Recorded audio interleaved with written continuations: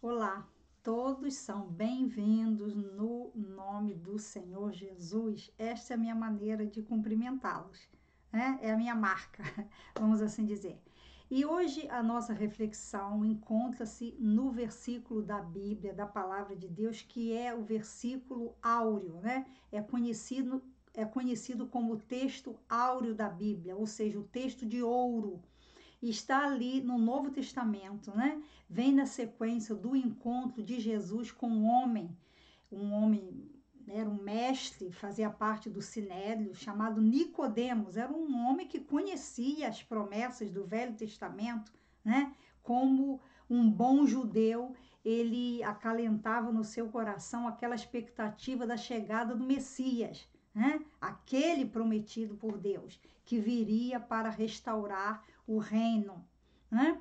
E, portanto, a palavra de Deus diz que Nicodemos foi à noite, foi numa tentativa, foi fazer uma visitinha a Jesus à noite. Há aqueles que dizem que ele foi à noite, porque durante o dia Jesus estava muito atarefado, cercado das multidões, das pessoas necessitadas, das pessoas enfermas, precisando de cura, precisando de um toque especial das suas poderosas mãos.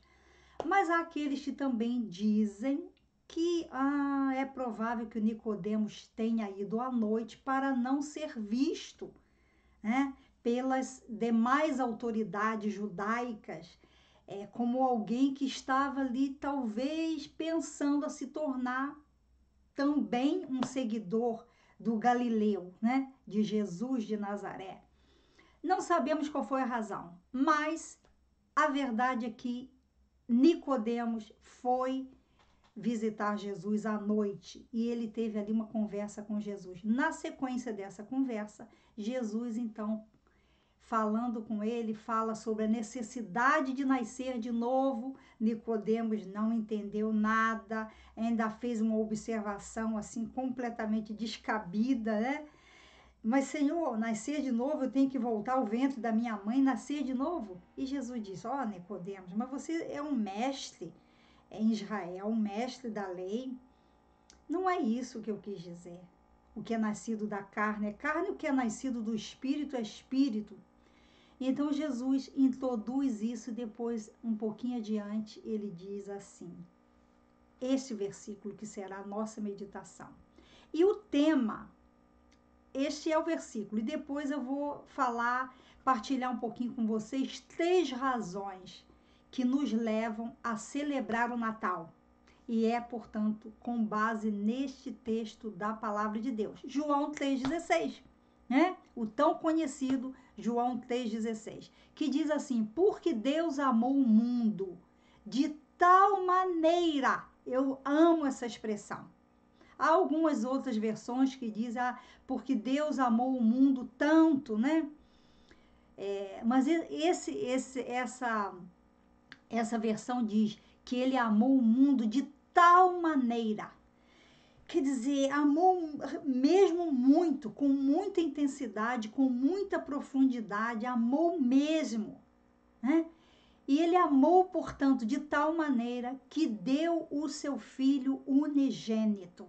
Ora, o filho unigênito não é o primogênito, porque o primogênito é o primeiro, mas existem outros, né? Então, o primeiro é chamado primogênito, mas unigênito significa o primeiro e o único, né? Então, vamos aqui abrir um parênteses para dizer que Deus deu à humanidade, Deus ofereceu a cada um de nós o que ele tinha de mais precioso, o seu unigênito filho, o seu único filho. Diz que ele deu.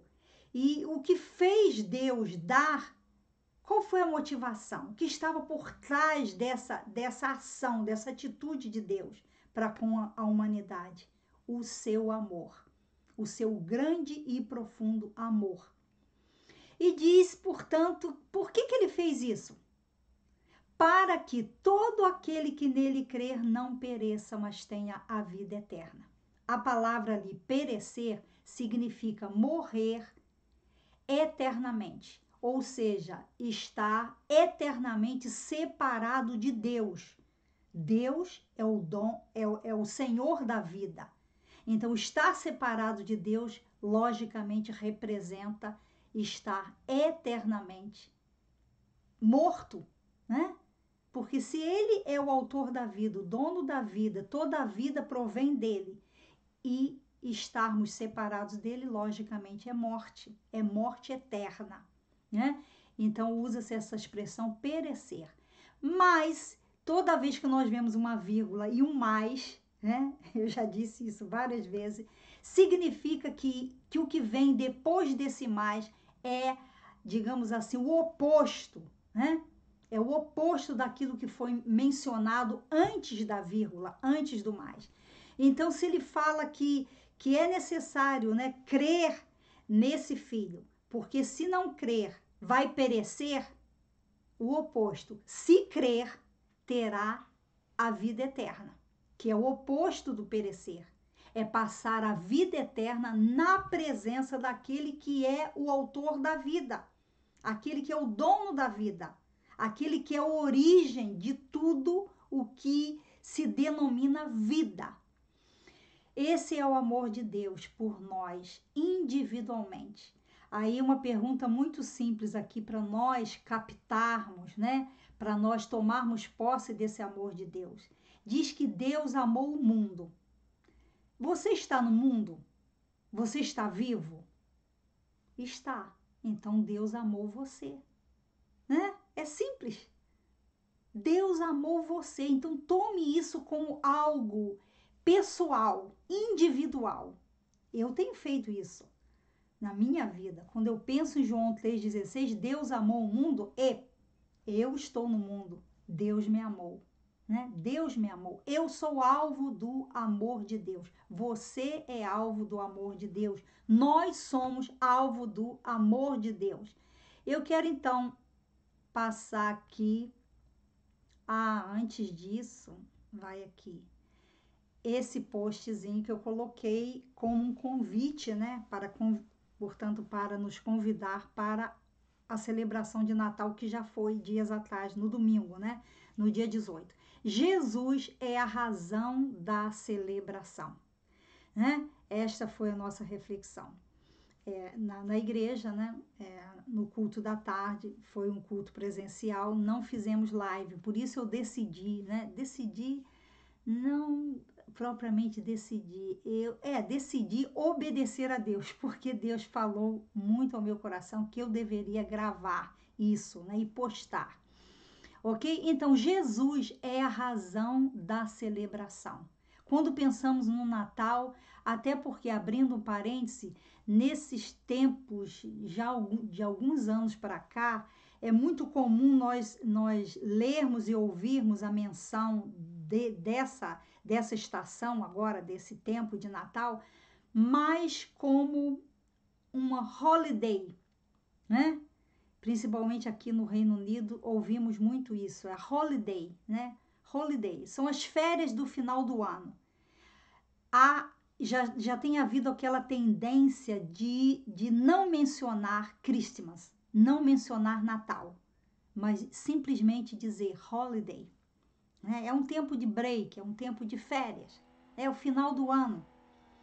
Então é holiday.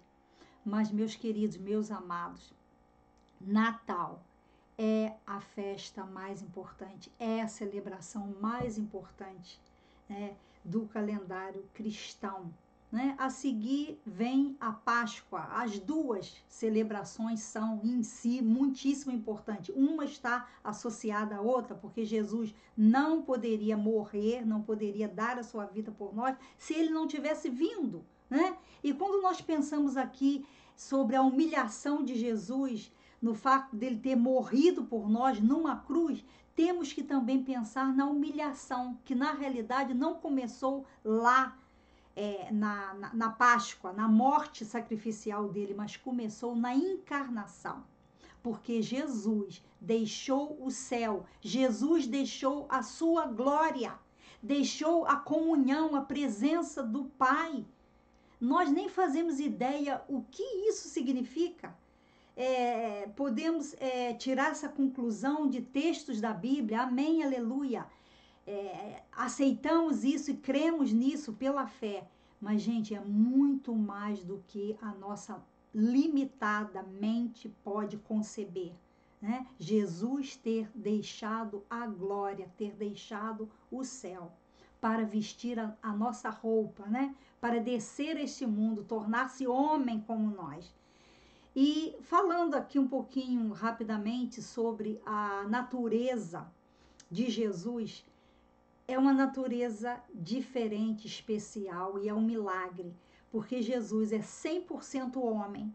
Como homem, ele sentiu frio, ele sentiu alegria, ele teve indignação, ele sentiu frustração, ele sentiu fome, ele sentiu dor, ele sentiu a tristeza de ser abandonado. Quer dizer, sentimentos, né, e sensações que são comuns ao ser humano, né? Fazem parte da natureza humana. Mas Jesus também é 100% Deus. Como é que nós entendemos isso? É muito difícil entender, mas aceitamos isso pela fé. Tanto a humanidade de Jesus como a divindade de Jesus, né? Porque ele não poderia entregar-se por nós para ser o nosso Salvador se ele não fosse homem. Ele precisou ser homem. Então ele vestiu a nossa roupa, vamos assim dizer, né? Vestiu a nossa natureza humana, carne, osso, né? Órgãos, tudo que diz respeito à natureza humana. E ele era também Deus, né? Deus, né? Faz parte da Trindade. Existe o Deus Pai, o Deus Filho Jesus e o Deus Espírito Santo. Glórias ao nome do Senhor, Todo-Poderoso, por isso, né? Jesus, ele, portanto, é a razão da celebração. Já vimos o texto bíblico e eu quero agora passar aqui 3 razões para celebrarmos o Natal. Como ele deve ser celebrado. E a primeira dessas razões é que Deus decidiu me amar. Deus decidiu amar você. E quando eu pensei nesta expressão, né? Porque Deus amou o mundo de tal maneira que deu, ou seja, ele amou e ele decidiu. Não foi apenas uma vontade, né? E é importante nós entendermos isso, porque o ser humano, eu, você, nós temos vontades, né? Muitas vontades. E há um ditado popular que diz que de boa vontade o inferno está cheio, né? De certeza já ouviram essa expressão. Então não é suficiente ter vontade de fazer algo bom. Não é suficiente ter vontade de ajudar alguém. Não é suficiente ter vontade de obedecer a Deus, vamos assim dizer, mas a obediência no sentido geral, até mesmo as leis, aquelas coisas que nós devemos cumprir, não é suficiente ter vontade, porque existe também uma outra palavra, um outro ditado que nós conhecemos muito bem, que diz que vontade é coisa que dá e passa. Não é verdade? Vontade é coisa que dá e passa. Então, a vontade em si não é suficiente. Tem que haver uma decisão. A vontade vem, você acolhe aquela vontade, você analisa aquela vontade e diz: eu vou tomar uma decisão em função dessa vontade. Eu não vou permitir que fique apenas na vontade. Eu vou agir. E Deus fez isso. Deus não ficou apenas na vontade de salvar, na vontade de amar, mas ele teve essa vontade e ele decidiu me amar. Deus ama você. Recebe isso no seu coração. Então, isso deve ser uma razão fundamental para eu e você celebrarmos o Natal, né? Celebre o Natal, porque Deus ama você e o Natal é a expressão do amor de Deus. A segunda razão é que esse amor que Deus demonstrou ao enviar Jesus foi um amor esse amor por mim, amor por você, um amor sacrificial, né? Nós vivemos dias de um amor muito superficial, né? Ou seja, aquele amor toma lá, dá cá. Eu te amo até que todas as coisas que você possa me dar sejam agradáveis, até que você, na sua expressão do seu amor, esteja me proporcionando algo, né? Felicidade, bem-estar, prazer, né? Esse é o amor perecível, o amor condicional, mas o amor que Deus tem por mim e por você, o seu amor por nós é um amor sacrificial, ou seja, Jesus foi até as últimas consequências para provar este amor sacrificial. Quero abrir um parênteses para aqui já dizer algo importante. Como é que tem sido o nosso relacionamento com Deus? Como é que tem sido o seu relacionamento com Deus? Tem sido um relacionamento que você também tem demonstrado algum interesse realmente profundo e que até, num certo sentido, você tem feito algum sacrifício para se manter fiel, né, no teu compromisso de amar e de servir a Deus? Ou é algo superficial? Ah, eu sirvo a Deus, ou eu vou à igreja, ou eu adoro a Deus quando eu puder, porque afinal, né, eu tenho as minhas tarefas, eu tenho o meu trabalho, eu tenho as minhas coisas, eu tenho os meus objetivos. Gente, eu não vou deixar de falar isso, porque o dia que eu deixar de falar isso, eu não estarei sendo fiel a Deus, ao Deus que me chamou para pregar o Evangelho. Então, é a minha função, é a minha tarefa, é o meu dever falar e pregar a palavra como ela é e tentar em todas as formas possíveis alertar, né, um ou outro, ou muitos, ou todos aqueles que tiverem acesso a essa palavra, que possam ser acolhidos, possam aceitar e receber e crer que Deus ama, mas também entender que este amor não pode ser. Tem também a nossa participação nesse amor. Recebemos o amor de Deus, mas temos que nos lembrar que Deus também deseja que nós expressemos amor por Ele. A palavra diz que nós fomos criados para o louvor da sua glória, né? Então, nós temos também a nossa tarefa a fazer, a cumprir, né? Não pode ser um amor toma lá da cá. Só desejar receber e ser alvo do amor de Deus, mas não está nem aí para o adorar, para o servir, para priorizar, digamos assim, relacionamento com Ele, né? Ele diz: buscar-me-eis e me achareis quando me buscardes de todo o vosso coração, né? Está lá em Isaías, e há outras passagens da Bíblia, né? Buscar em primeiro lugar o reino de Deus e a sua justiça, e todas as demais coisas vos serão acrescentadas. Então Deus pede algo de nós, né? O seu amor por nós é incondicional no sentido de que não há nada que nós possamos fazer para merecermos este amor, para sermos, digamos assim, sermos também merecedores da sua salvação. Não há nada, né? A salvação é pela fé, né? Pela graça sois salvos por meio da fé, e isto não vem de vós, é dom de Deus, não vem das obras, para que ninguém se glorie. Então a salvação começa em Deus. Ele tomou o primeiro passo, ele deu o primeiro passo, ele decidiu amar, ele decidiu salvar. Esse amor é sacrificial, mas Deus também pede algo de nós, de mim, de você. Amém? Vamos refletir nisso. Isso vai nos abençoar, isso vai estreitar o nosso relacionamento com Ele. E quero terminar dizendo a terceira razão pela qual devemos celebrar o Natal é que Ele, né, Deus, ao enviar Jesus, Ele diz lá, para que todo aquele que nele crer, a condição é crer, não pereça, mas tenha vida eterna. Ele deseja que eu e você, que nós vivamos eternamente com ele.